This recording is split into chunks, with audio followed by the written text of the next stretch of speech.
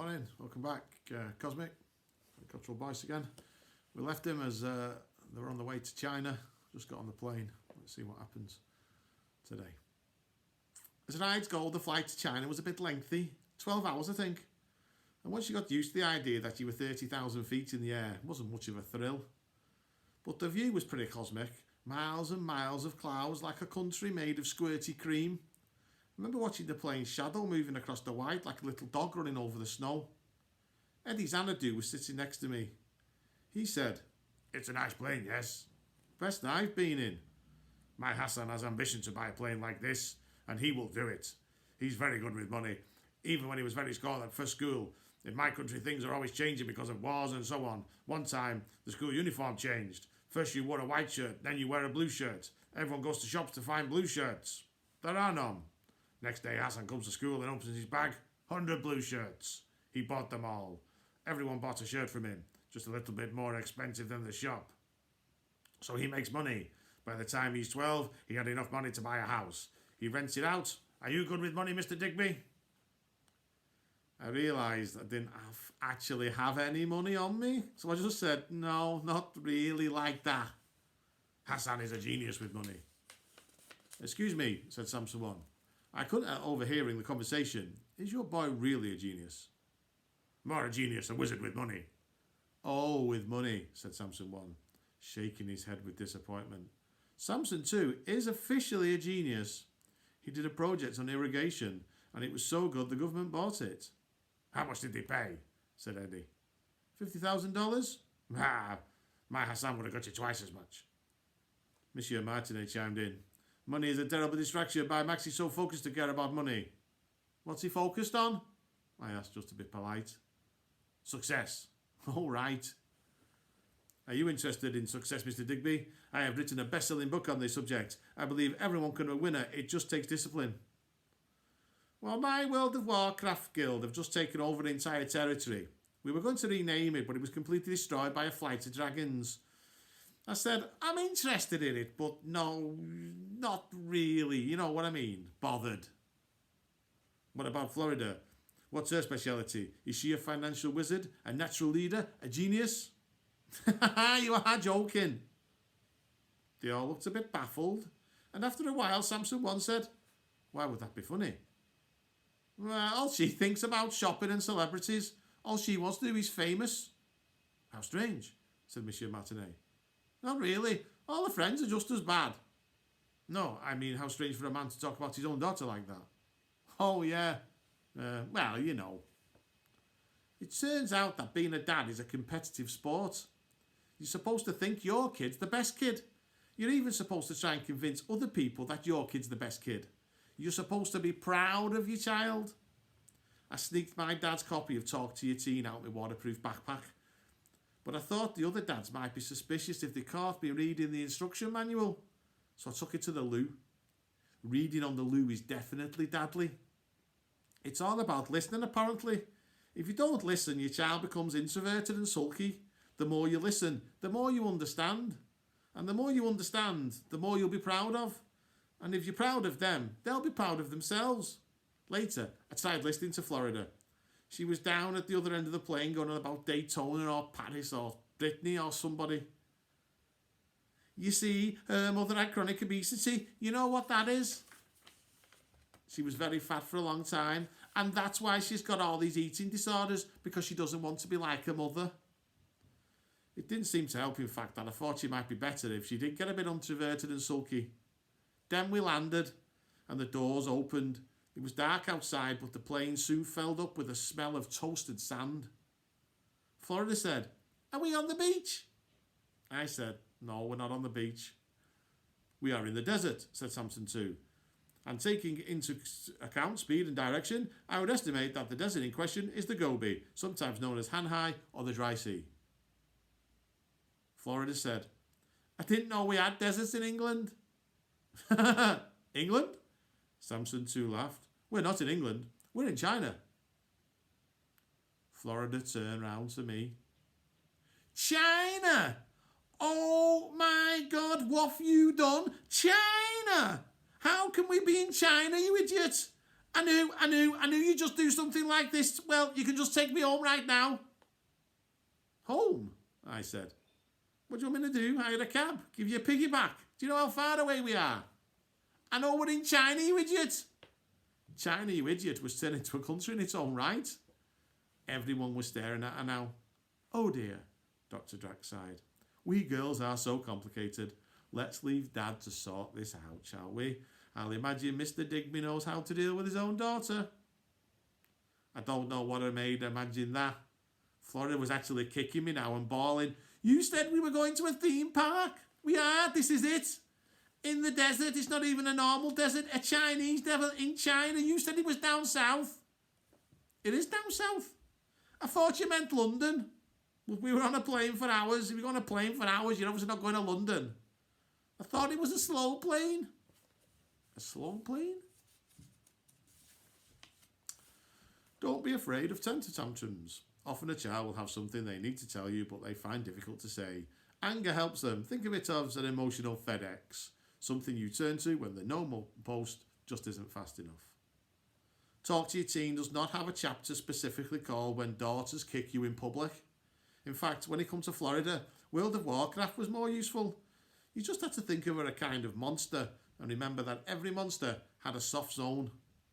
I've already identified Florida's, so I noticed that when the others were shuffling around on the steps of the plane, arranging themselves for some signs of group, I pretended to ignore Florida and shouted like I was talking to Dr. Drax.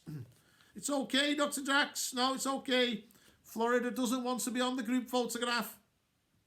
As soon as she heard the word photograph, Florida sat up and started listening. I said, it's just a group photo for the newspapers or something. I'm not sure. Don't worry about it. You just keep on kicking me. Newspapers? Oh, magazines. I didn't hear which one. Or maybe it's for the telly. Honestly, just kick away. Florida was doing one of her smiles on the front row of the photograph before he had time to stand up. Dr. Drax said, well, Mr. Digby, you certainly have seemed to be a very effective parent. Smile for the camera, everybody. Next chapter. In China, you idiot. We have reached our destination, said Dr. Drax. Welcome to Infinity Park. It's too dark to see it properly, and you'll be too tired to appreciate it. A thing like a minibus with caterpillar tracks came to take us to our accommodation. I remember looking out of the window, but there was nothing to see, just the odd campfire and every now and then a car. We'd been driving for about 10 minutes when the minibus thing suddenly stopped and Dr. Drax asked us to look after the window on the left-hand side of the bus. At first, there was nothing but darkness. But then, something like a massive door had opened. There was a building. It looked like a big red cliff lit by banks and banks of spotlights. It was bigger than the biggest skyscraper you'd ever seen, and it had massive Chinese letters that painted down the side of it. What's this? Said, well, everyone really. That, said Dr. Drax, is Possibility Building. Well, what's inside? Inside, there is our main attraction. Inside, there is the rocket. Well, what is the rocket? What sort of ride is it? What's it like? What's it like? It's like nothing in ever before. It's unique. It's the biggest thrill ride in the history of the world. That's all I can describe it because it's indescribable. When I was growing up in Liverpool, I got a free yoghurt. In China, I got my own house. The minibus thing dropped us off and a little cluster of bungalows with lawns and streetlights and traffic islands like an housing estate. A whole bungalow to ourselves, I said to Florida. Ain't this brilliant? Basically, you've kidnapped me and taken me to a desert in China. I suppose, but come on. Apart from the fact it's in China, what do you think? I mean, look at this house. There's nothing apart from it being in China. Liam, being in China is a major thing. The house was mostly one big open room with a kitchen bed at one end and two huge couches at the other and a weird little garden full of cacti in between. And, said Florida looking all around it, it's got no telly. Well, maybe you could ask for a telly. Anyway, it's probably good that we haven't got one because we're supposed to get up early in the... Florida had found a little panel of buttons in the arm of the couch. When she touched one, the whole living room wall turned blue and started to hum, and a picture appeared with sound. The television was an entire wall of the living room. Now this, said Florida, is good. We both flopped onto the couch. We were hypnotised. It was amazing, even though it was showing a farming news in Cantonese or something. But a bit of a channel flicking, we soon found an American channel that was showing Celebrity Seance, where living celebrities try and contact the spirits of dead celebrities. Florida looked like she'd gone to heaven. Look, she yelled, there's Lindsay. Lindsay was the presenter. But Florida actually acted like Lindsay was her mum, her sister, her cat, and favourite blankets all rolled into one. I said, as soon as this is finished, lights out and bed, big day tomorrow. Liam, stop talking like a grown-up. There's no grown-up here. That's the only good thing about it. But I'm supposed to be your dad. That's the whole point. I've got to act like your dad, so I'm getting into character like Lisa said. Well, if you're going to be my dad, be like my dad, not like yours. Get me presents and ice cream. Don't just sit there telling me about history and stuff. Do you know what time it is? It's a bit late for ice cream. If you were a real dad, but you're not, you're a kid. I'm a kid. We can do what we want. I want ice cream for supper. We can have ice cream for supper. And apparently we did want ice cream for supper. Luckily, there were buckets of ice cream, including Chocolate Lips flavour in the freezer. Florida took it back to the couch and sat there in front of the telly. Every few seconds, she'd poke a spoon in. And if we want to watch telly all night, she said, we can. Yeah, but not yeah, but just yeah. But while she was busy with the ice cream, I sneaked a look at Talk to Your Teen and found a bit about how to lay down ground rules and make sure your teen has barriers. I was going to set a few barriers in place when Florida yelled, Liam, come and look at this. She discovered that you can send pictures from a Drax phone to the big screen. She made me a video of her doing an acceptance speech and then projected it onto the wall. I want to thank my mum and dad, and especially my dad. I hope you're proud of your little princess now, she said. And I hope together we can end global warming and poverty and stuff. It looked a bit wobbly, but it was convincing on the big screen. I said, but what exactly are you accepting? An award. For what? For being famous. I went to get a drink out of the fridge and found some little bottles of water shaped like rockets with fins and a pointy bit at the top.